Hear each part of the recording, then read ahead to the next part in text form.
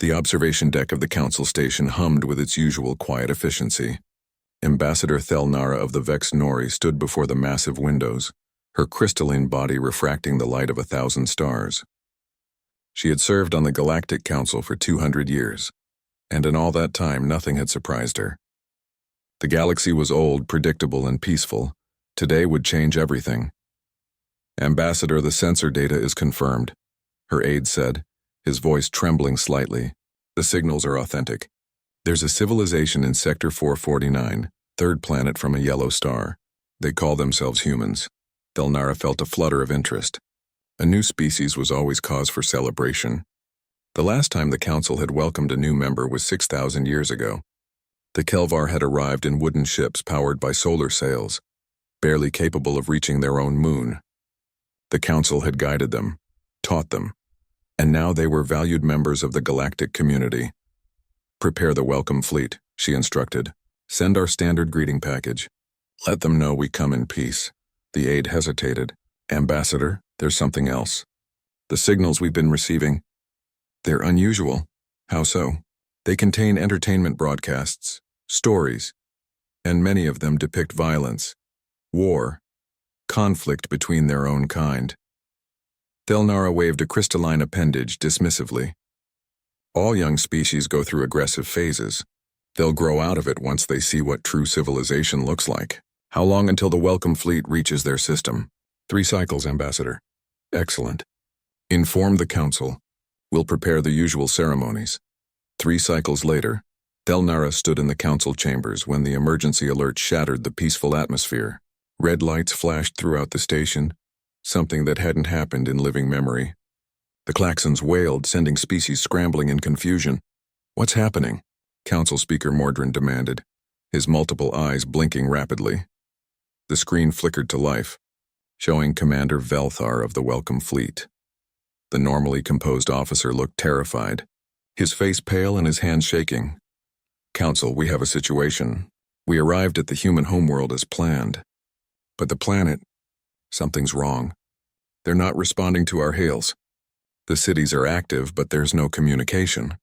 Then our sensors detected something. What did you detect, Commander? Thelnara asked calmly. Ships, Ambassador. Hundreds of them. They jumped into the system without warning. Military vessels armed, and He paused, struggling with his words. They're damaged. Heavily damaged. Like they've been through battles. Multiple battles. The hull plating is scorched. There are impact craters, weapon burns, and they're heading straight for us. The council chamber erupted in chaos. Species that hadn't raised their voices in centuries were shouting over each other. Mordrin called for order, his voice barely audible over the commotion. Did they fire on you? Thelnara asked, her voice cutting through the noise. No, Ambassador, but they locked weapons on us. Our shields couldn't have stopped what they were carrying. We withdrew immediately. They didn't pursue, but... Velthar looked off-screen, then back. They're following us. Not quickly, but deliberately. They're coming to council space. How long? Mordrin demanded. At their current speed, 2 cycles. Maybe less if they accelerate. The screen went dark. The council chamber fell silent. For the first time in 200,000 years, the Galactic Council faced something they had forgotten existed. A potential threat. Over the next 2 cycles, the council transformed. Ancient defense systems were activated, their operators reading manuals that had gathered dust for millennia. Ships that had been mothballed were brought back online. Species that had never held weapons in their lifetimes were given crash courses in basic defense protocols. Thelnara spent those cycles reviewing every piece of information they had on humanity. The broadcast painted a picture that disturbed her deeply. These humans had been in space for barely 200 years, yet their entertainment was filled with stories of conflict. Not just conflict with external threats, but with each other. Wars over resources, wars over beliefs, wars over territory, wars that killed millions. And yet, between these wars, there were brief moments of stunning beauty. Art created from suffering, music born from pain, literature that celebrated sacrifice and honor. What kind of species are they? Her aide asked, reviewing the same data. I don't know, Thelnara admitted, but I think we've made a terrible mistake. The intelligence reports grew more alarming. Long-range probes captured images of the human fleet. The ships were massive, far larger than anything a species this young should be capable of building. They bristled with weapons. And the hull markings, those were the most disturbing part.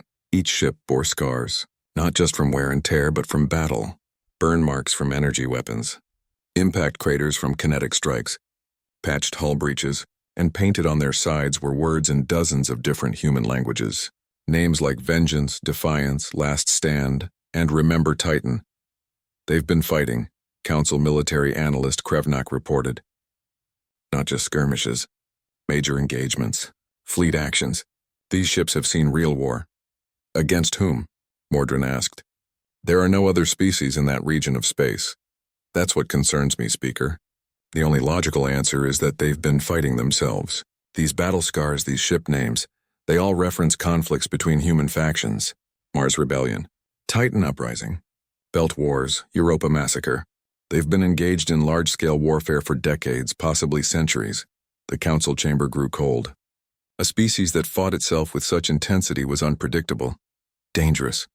Should we mobilize the defense fleet? Someone asked. Against what? Another council member replied. We don't even know if they're hostile. They haven't fired on anyone. They're just coming. On the morning of the third cycle, the communication channels crackled to life. Every screen in council space displayed the same message. It was audio only, the voice of a human female speaking in heavily accented but understandable Galactic Common. Galactic Council, this is Fleet Admiral Sarah Chen of the United Terran Fleet. We received your invitation to join the galactic community. We accept. We are following your welcome fleet's trajectory to your station. We apologize if our arrival has caused alarm. We came directly from the front lines and did not have time to make our ships more presentable. We request permission to approach council space. We have much to discuss. Coordinates confirmed. Estimated arrival 6 standard hours. Chen out, the message ended. The council sat in stunned silence. Front lines? Thelnara whispered. What front lines? Mordrin stood, his ancient frame suddenly looking very small and very fragile. We will receive them.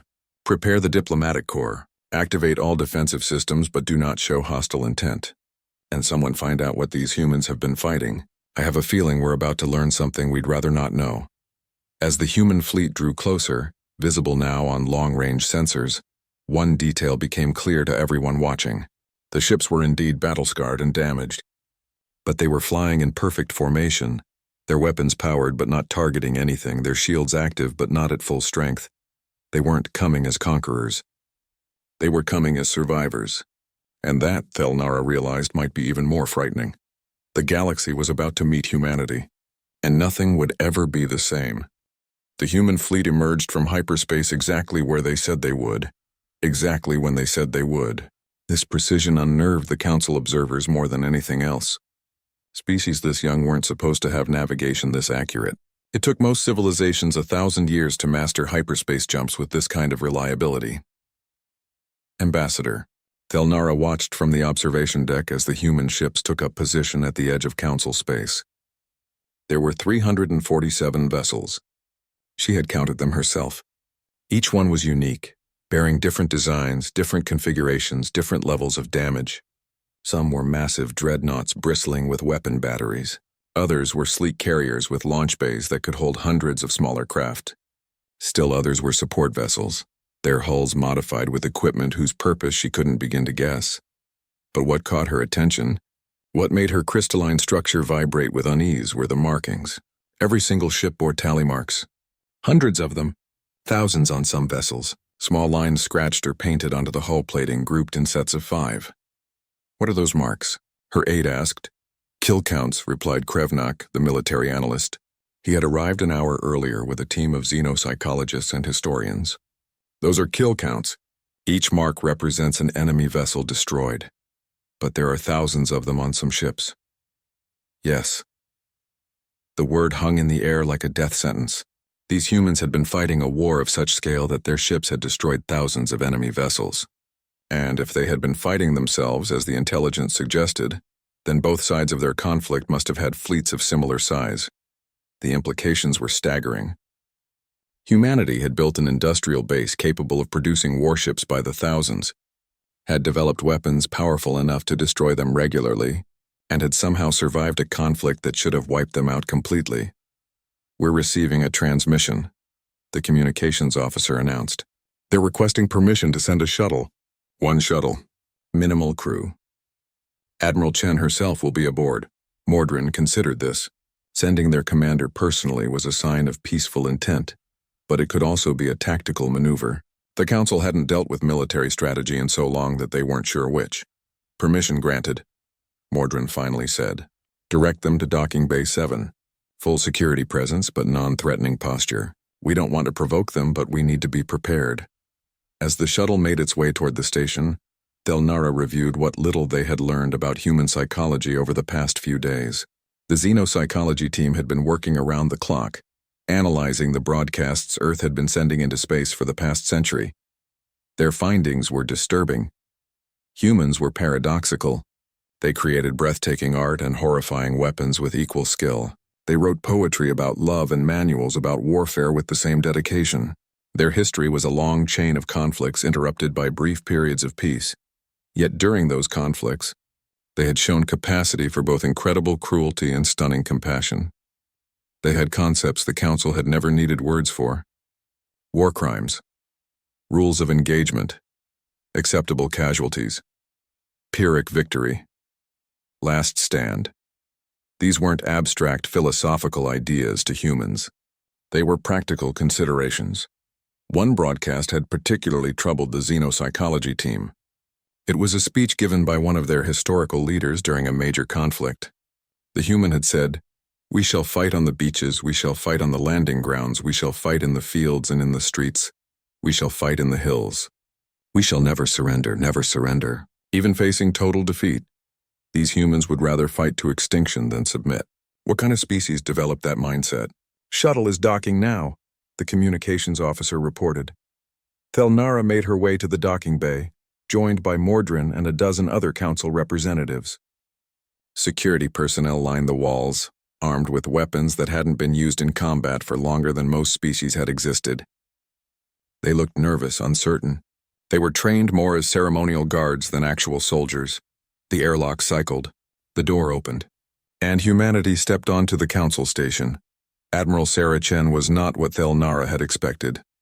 The human was elderly by their standards, her hair white, her face lined with wrinkles. She walked with a slight limp favoring her left leg. Her uniform was crisp and clean, but it bore marks of heavy use. The fabric was worn at the elbows and cuffs.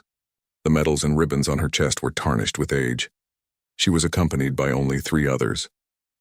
A younger human male in a similar uniform, a female with cybernetic enhancements visible on her arms and neck, and a third whose gender Thelnara couldn't immediately determine, their body covered in what appeared to be battle scars. Admiral Chen looked around the docking bay, her eyes taking in everything with the quick assessment of someone used to evaluating tactical situations. Then she smiled. It was a tired smile, but genuine. "Ambassador Thelnara, I presume?" she said in perfect Galactic common, her accent much lighter than in the previous transmission. "Thank you for receiving us." "Admiral Chen, welcome to Council Space," Thelnara replied, trying to keep her voice steady. "We have many questions." "I imagine you do, and I'll answer all of them. But first I need to deliver a warning. May we speak privately? What I have to tell you is not for general broadcast." The Council representatives exchanged glances. Mordrin nodded. "Follow us to the secure chambers." As they walked through the station corridors, Thelnara noticed the humans looking at everything with curiosity but also with evaluation. They were noting exit points, structural weak points, defensive positions. They couldn't help themselves. It was instinctive. The secure chamber was designed for sensitive diplomatic negotiations. It was soundproof, shielded from all forms of surveillance, and large enough to accommodate representatives from all 47 Council species. Once everyone was seated, Admiral Chen stood at the center of the room. She placed a data chip on the table. 73 years ago, she began, humanity discovered we weren't alone in the universe. We encountered another species in the outer reaches of our system, in a region we call the Oort Cloud. First Contact Protocol dictated peaceful overtures. We sent a mining colony's worth of people to establish communication. She paused, her eyes distant with memory. They killed everyone. 12,000 civilians. Men, women, children. We didn't even know what hit us. We sent military ships to investigate. They killed them too. We sent a battle group. It took everything we had to fight them off, and we barely managed it. The council chamber was silent. Shen continued. We learned their patterns. They don't communicate, don't negotiate, don't accept surrender. They simply consume resources, technology, biological matter, everything. We call them the Devourers because that's what they do. They devour worlds. She activated the data chip. Holographic images filled the chamber. The council representatives gasped. The creatures shown were nightmarish things, all chitinous armor and sharp edges moving with predatory intelligence. But Thelnara wasn't gasping at the images. She was gasping because she recognized them. Zath, she whispered. Chen's head snapped toward her. You know them? Thelnara's voice failed. She looked at Mordrin, who had gone completely still. We thought they were extinct. 50,000 years ago, they nearly destroyed the galaxy. We drove them beyond the galactic rim. We thought they were gone. They're not gone, Chen said quietly. They found us, and we've been fighting them ever since.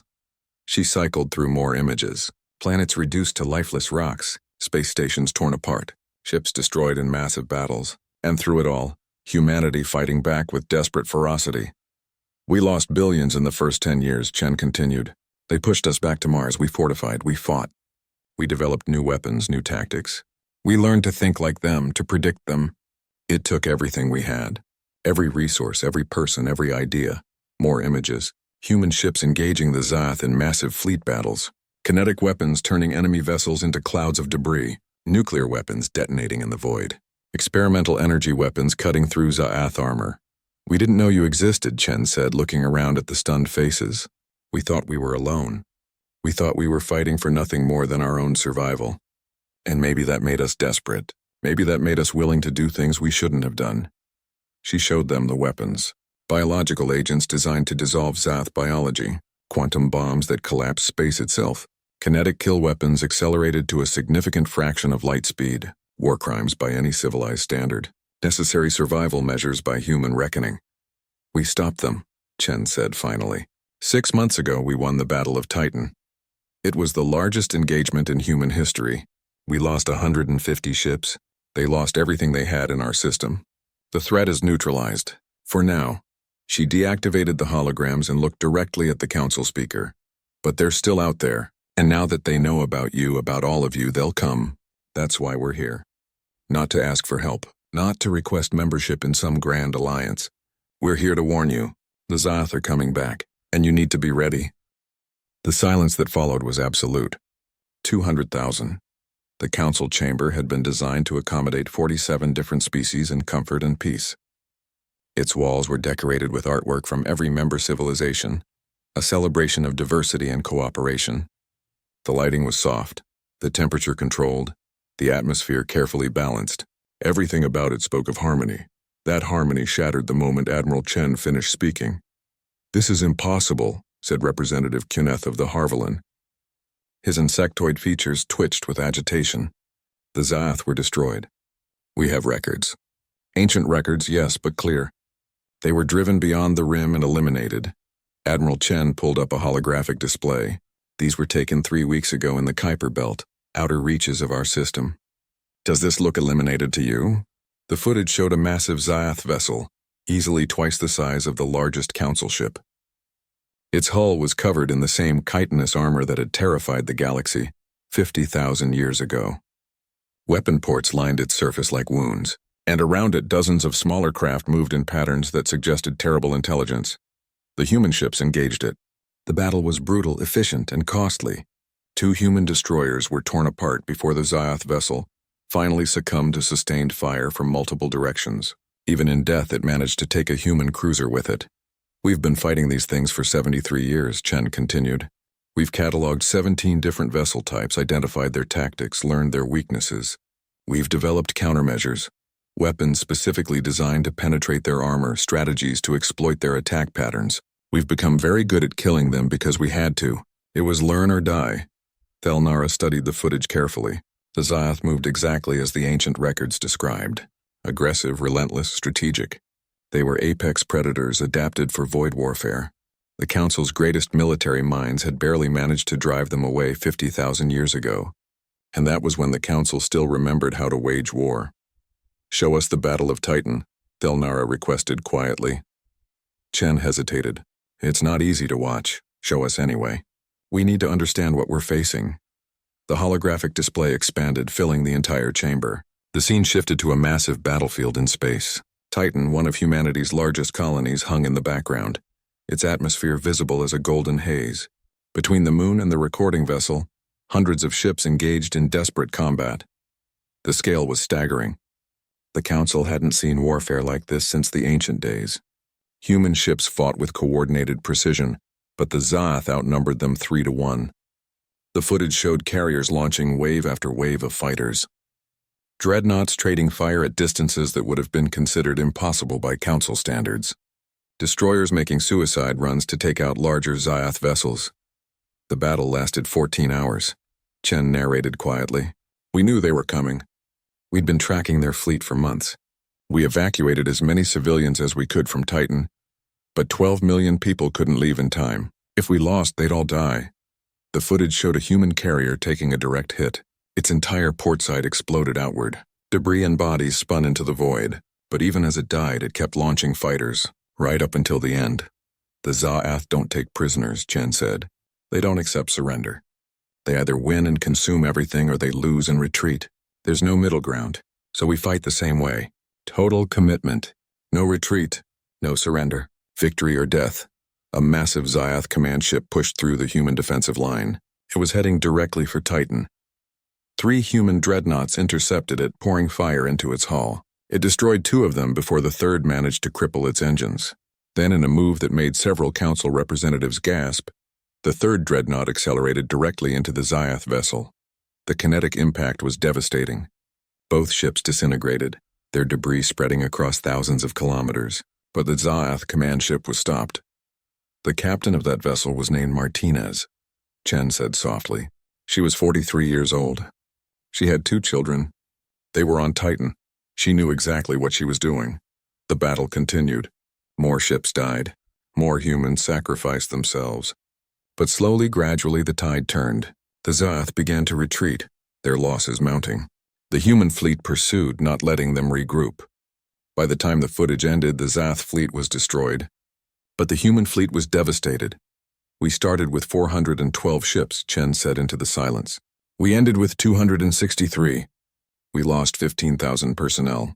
But Titan survived. 12 million people lived because 15,000 died." She turned to face the Council. "That's what's coming for you.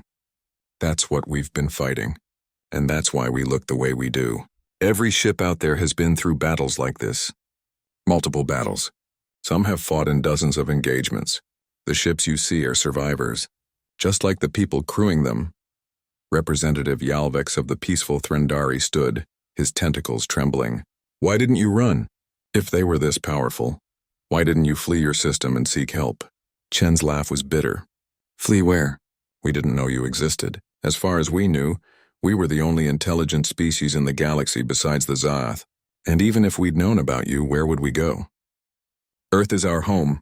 Mars, Titan, Europa, the Belt colonies, they're our homes. Billions of people live there. We don't abandon our homes. We don't abandon our people. So we fight." Mordrin, who had been silent throughout the presentation, finally spoke. "You said you can teach us." "Teach us what?" "How to fight," Chen replied simply. "How to build weapons that can kill them. How to develop tactics that work. How to train your people to think like soldiers instead of civilians. How to make the hard choices that war demands." "We don't want war," Kenneth insisted. "We've built a civilization on peace. 200,000 years without major conflict. We have art, culture, philosophy. We've moved beyond violence." "That's beautiful," Chen said, and she sounded sincere. "Truly, we aspire to that. But the Zaath don't care about your peace. They don't care about your art or your culture. They care about consumption, your resources to them. Nothing more." She pulled up another image, this one from the old Council records. It showed a Zaath feeding ground, a planet stripped bare of everything. The atmosphere gone. The oceans evaporated, the crust itself torn apart for minerals. Nothing remained but a dead rock. "This is what they do," Chen said. "This is what they did to 17 human colonies before we stopped them. This is what they did to your ancestors' worlds 50,000 years ago. And this is what they'll do to every world in council space if you don't stop them. Thelnara felt her crystalline structure resonate with ancient memory. The Vex Nori had records passed down through generations of the First HFY War. Her ancestors had described the horror, the desperation, the terrible weapons they'd been forced to create. Weapons so destructive that the Council had dismantled them after the war, swearing never to build such things again. They had chosen peace. They had chosen to forget how to fight. And now that choice might destroy them. What do you propose? Thelnara asked. Chen straightened. First, verify what I'm telling you. Send scouts to the Galactic Rim. See for yourselves that the Zath are massing. They know about you now. Our presence here will have drawn their attention. They'll come. She paused, choosing her words carefully. Second, decide what you're willing to do to survive. Are you willing to build weapons again? Are you willing to train soldiers? Are you willing to make sacrifices? Because half measures won't work. The Zath don't do half measures. And if we agree? Mordrin asked. Then we work together. We share our technology, our tactics, our experience. We train your people.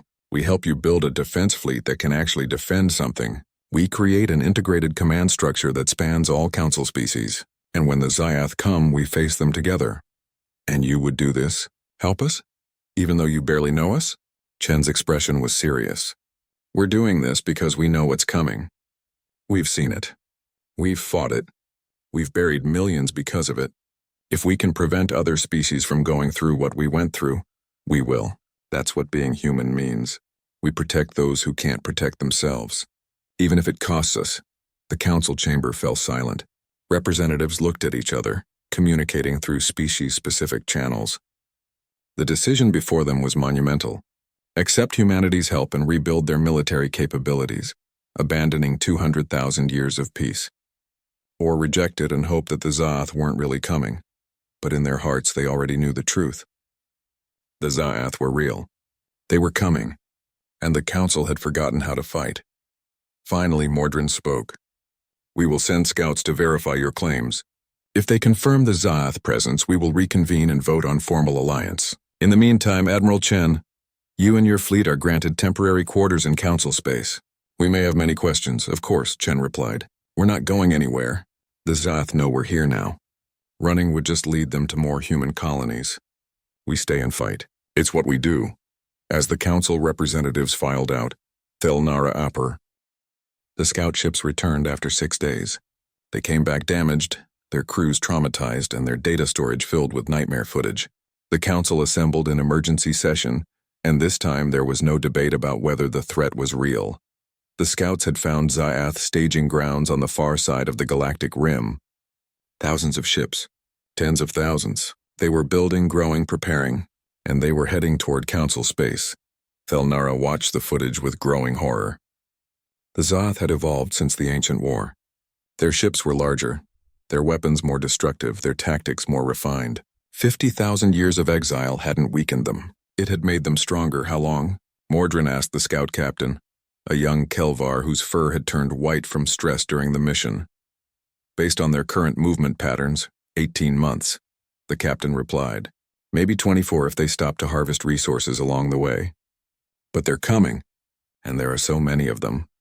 The council chamber was filled with the sounds of fear. Species that had never known war were facing extinction. Some representatives called for evacuation, abandoning the outer worlds and retreating to the galactic core. Others suggested negotiation, though the scout footage made it clear there was nothing to negotiate with. A few, very few, suggested fighting. Admiral Chen stood at the back of the chamber, silent. She had been invited to observe but not to participate. This was the council's decision to make. But Thelnara could see the frustration in her eyes as she listened to species debate options that wouldn't save them. Finally, Thelnara could take no more. She stood, her crystalline body catching the light and drawing attention. We are arguing about choices we don't have, she said, her voice carrying across the chamber. We cannot evacuate billions of people in 18 months. We cannot negotiate with beings that don't communicate. We have one option, we fight. The question is whether we fight with help or die alone. The Vex Nori have always advocated for peace, Kenneth protested. Why do you now advocate for war? Because I remember, Thelnara replied. My species has long memory. We pass knowledge through crystalline resonance generation to generation. I carry the memories of my ancestors who fought the Zath 50,000 years ago. I know what they did. I know the cost. And I know we survived only because we were willing to pay that cost. She turned to address the entire council. Our ancestors built weapons that horrified them. They trained soldiers who gave their lives by the millions. They made choices that haunted them for generations. But they survived. They defeated the Zath and built this council on the promise that we would never need such weapons again. That promise was beautiful, but it was naive. The chamber erupted in argument. Some agreed with Thelnara. Others accused her of betraying the council's principles. The debate raged for hours. Mordrin finally called for order. We will vote. The question is simple. Do we accept humanity's offer of military assistance and begin preparing for war? All in favor? The vote was close. Frighteningly close. Of the 47 species, 25 voted in favor.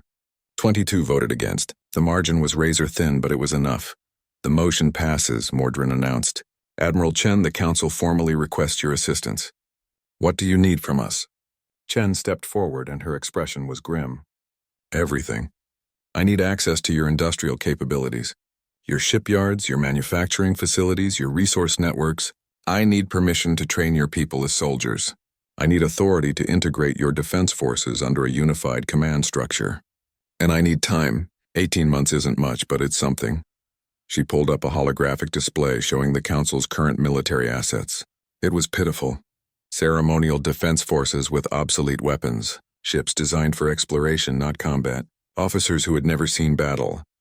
We're starting from almost nothing, Chen said bluntly. But I've seen worse. When the Zath first hit us, we had even less. We had civilian ships we retrofitted for combat. We had miners and engineers we trained as soldiers. We had centuries-old nuclear weapons we pulled out of storage. It wasn't pretty, but it worked. We can do the same for you. Over the next weeks, humanity transformed Council space. Human engineers arrived in their hundreds, examining Council shipyards and redesigning them for war production. They were polite but relentless, working 20-hour days, pushing Council workers to match their pace. Your ships are too fragile, a human engineer told a shocked Kelvar shipwright. Pretty, yes. Efficient, certainly. But they'll crumble under Zath fire. We need to reinforce the hulls. Add a blade of armor, strengthen the structural supports. Speed is less important than survival. The shipwright protested that the modifications would make the ships ugly, slow, inelegant. The human engineer simply replied, "Ugly ships that return home are better than pretty ships that die. Your choice." The changes were implemented. Human military instructors began training programs across Council space. They were patient with species who had never held weapons, but they didn't sugarcoat the reality. You're going to die, a human sergeant told a class of Threndari recruits. Some of you, maybe many of you. That's what war means. But you die so others can live. You die so your homeworlds survive. You die so the Zath don't consume everything you love. If you can't accept that, leave now. No one left. The training was brutal by Council standards. Council species who had never experienced violence learned how to kill. They learned squad tactics, fire discipline, emergency procedures. They learned that hesitation meant death, that mercy was a luxury they couldn't afford, that war was nothing like the abstract concept they'd studied in history classes. Some couldn't handle it. They broke down, traumatized by the simulations alone. The humans were surprisingly gentle with them, explaining that not everyone was built for combat, that there were other ways to serve. But many adapted. They discovered capabilities they didn't know they had. The Kelvar, with their quick reflexes, made excellent pilots. The Threndari, with their tentacles, could operate multiple weapon systems simultaneously. The Harvalin, with their hive-mind communication, created coordination networks that impressed even the humans. Thelnara spent her days working with human strategists, sharing the ancient Vex Nori knowledge of the Zath. The humans listened carefully, comparing the old data with their own recent experiences. Your ancestors were right about their attack patterns, a human tactical officer said, studying holographic battle simulations. They haven't changed much. They still favor overwhelming force, still target command ships first, still retreat when they lose their command structure. We can use that. How? Thelnara asked. Deception, false command ships, decoys. We make them think they're hitting our leadership when they're actually hitting expendable drones. It won't work forever, but it'll work long enough. The humans had a saying, if it's stupid but it works, it isn't stupid. They applied this philosophy to everything, creating tactics that seemed absurd but proved effective. They taught the council species to think like predators, to exploit weaknesses, to embrace asymmetric warfare. Not everyone approved. Representative Quineth led a growing faction that opposed the militarization. They argued that the council was losing its soul, that the peace they'd maintained for 200,000 years was being destroyed. We're becoming like them, Quineth said, during one heated debate. Like the Zaath, violent, aggressive, focused on destruction. Admiral Chen, who had been listening quietly, finally spoke. No, the Zaath kill because that's all they know. They have no culture, no art, no purpose beyond consumption. You're learning to fight because you have things worth protecting. That's completely different, is it? Quineth challenged. We're building weapons, training killers, preparing for mass death. How is that different? Chen's expression was sad. The difference is what you do after. When this is over, when the Zaath are defeated, what will you do? The Zaath will just look for the next thing to consume, but you'll go back to your art, your culture, your peace. You'll remember why you fought. That's the difference. That's what makes you better than them. She stood and faced the entire council. I've spent 73 years fighting. I've seen more death than any being should see. I've ordered strikes that killed thousands. I've watched ships full of people I knew disintegrate. I've made choices that keep me awake at night. Do you think I like war? Do you think any of us do? Her voice grew quiet but intense. We fight because we must. Because the alternative is extinction. But we remember what we're fighting for. We remember the civilians on Titan, the children on Mars, the future we want to build. That memory, that purpose, that's what separates soldiers from monsters. The chamber was silent. Even Quineth had no response. The months passed. The council space transformed. Shipyards that had built exploration vessels now produced warships. Species that had known only peace learned the harsh vocabulary of war. Ancient weapons were studied, improved, and manufactured. The human fleet, battered and worn, became the core of something larger. Council ships joined them in training exercises. At first, the coordination was poor. Different species had different command structures, different communication methods, different tactical preferences. But gradually, they learned to work together. Human carriers launched Kelvar fighters. Threndari Gun, the Zaath, arrived early.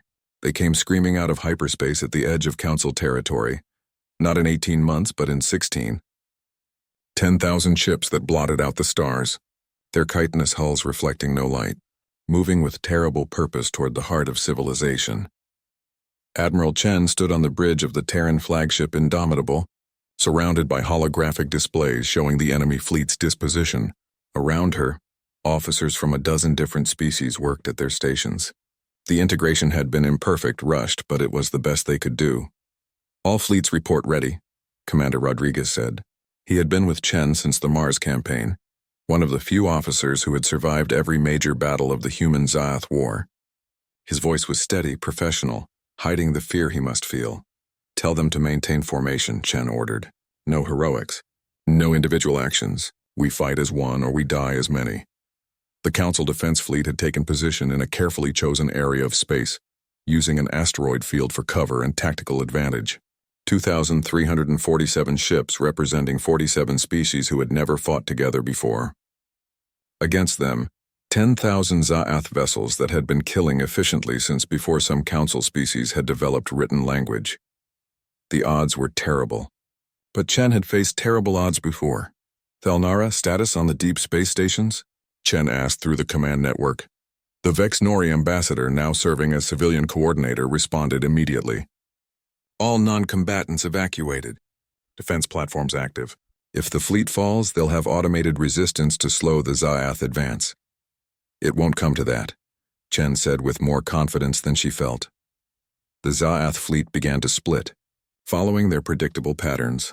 The ancient tactics that the Vex Nori had recorded 50,000 years ago remained unchanged. They would divide into 3 groups, attempt to flank the council position, and crush them from multiple angles. They're doing exactly what we expected, Rodriguez observed. Good. Let them think we're predictable too. All fleet captains execute Plan Delta on my mark. The Council ships held their position as the Zyath approached. To the enemy it must have looked like a static defense, species frozen by fear. But Chen had spent months drilling these crews on this exact scenario. Enemy fleet in range in 30 seconds, the tactical officer reported. Steady, Chen said calmly. Let them commit. The Zyath Central Group accelerated, moving ahead of their flanking forces. They were doing what they always did, trying to punch through the center and scatter the defenders. It had worked for 50,000 years. Mark. The Council fleet exploded into motion. Ships that had seemed clustered for defense suddenly revealed it had been a disguised attack formation. Council destroyers burst forward at full acceleration, not retreating but charging directly at the Zyath center. Behind them, carriers launched thousands of fighters. Heavy cruisers wheeled to engage the flanking forces. The Zyath hadn't expected aggression. They'd expected their prey to run. All destroyers fire pattern Omega, Chen ordered. The human-built weapons now mounted on Council ships opened fire. Kinetic kill weapons accelerated to incredible velocities. Nuclear missiles streaked across the void. Energy weapons that the Council had sworn never to build again carved through Zyath armor. The first wave of Zyath ships disintegrated under the onslaught. The Council had learned from humanity. Strike first, strike hard, give the enemy no time to adapt. But the Zyath weren't helpless. They returned fire with devastating effect. A Kelvar destroyer took a direct hit and broke apart. A Threndari cruiser lost its shields and was swarmed by Zyath fighters. The battle became chaos. Thousands of ships engaged in desperate close-quarters combat. Casualties mounting, Rodriguez reported grimly. We've lost 43 ships in the first 10 minutes. They've lost 200, Chen countered. Maintain pressure. All fighters execute attack run Gamma. The combined fighter wings, a mix of human, Kelvar, and Harvallan pilots, swept in from an unexpected angle. They'd been hidden in the asteroid field, waiting for this moment. They struck at the Zyath command ships, the larger vessels that coordinated the enemy fleet. Just as the ancient records had predicted, the Zyath relied heavily on their command structure. Without it, they became disorganized, reactive instead of coordinated. Target the flagships, Chen ordered. Everything we have. Every heavy weapon in the Council fleet focused fire on the Zyath command vessels. The concentrated barrage was devastating. One flagship exploded spectacularly. Another tried to retreat and was cut off by human dreadnoughts. A third managed to take several Council cruisers with it before succumbing. The Zyath fleet began to falter. Without central coordination, they reverted to individual ship actions, making them easier to isolate and destroy. They're breaking formation, the tactical officer reported with surprise. The flanking groups are retreating. Don't let them regroup, Chen snapped. Pursuit pattern Alpha. Hunt them down. What followed was the kind of brutal, grinding combat that humans had perfected over decades of warfare. The Council fleet, despite its losses, pressed the attack. They gave the Zyath no breathing room, no chance to reorganize, no opportunity to adapt. Ships died on both sides. Good people, trained personnel, beings who had families and dreams. The casualty reports climbed. 200 Council ships lost. 300. 400. The numbers were horrifying, but the Zyath lost more. 2,000. 3,000. 5,000. The ancient nightmare was bleeding, dying, finally facing prey that knew how to fight back. 6 hours into the battle, the Zyath began a general retreat. The survivors, less than half their original force, withdrew toward the Galactic Rim. Let them go, Chen ordered, though every instinct screamed to pursue and finish them. We've hurt them badly enough. We need to consolidate, repair, and prepare for the next wave. The Council fleet limped back to their positions. The victory was real, but the cost was staggering. They had lost 632 ships, tens of thousands of personnel.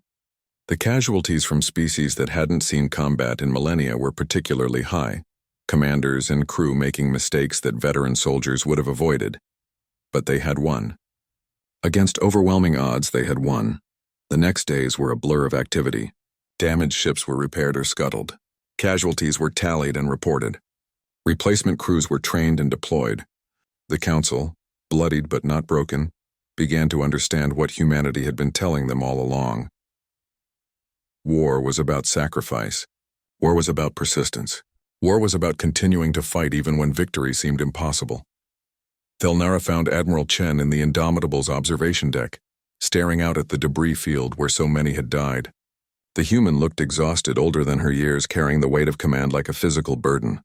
"We won," Thelnara said quietly. "We survived," Chen corrected. "The Zaath will return. They always do. This was just the first battle.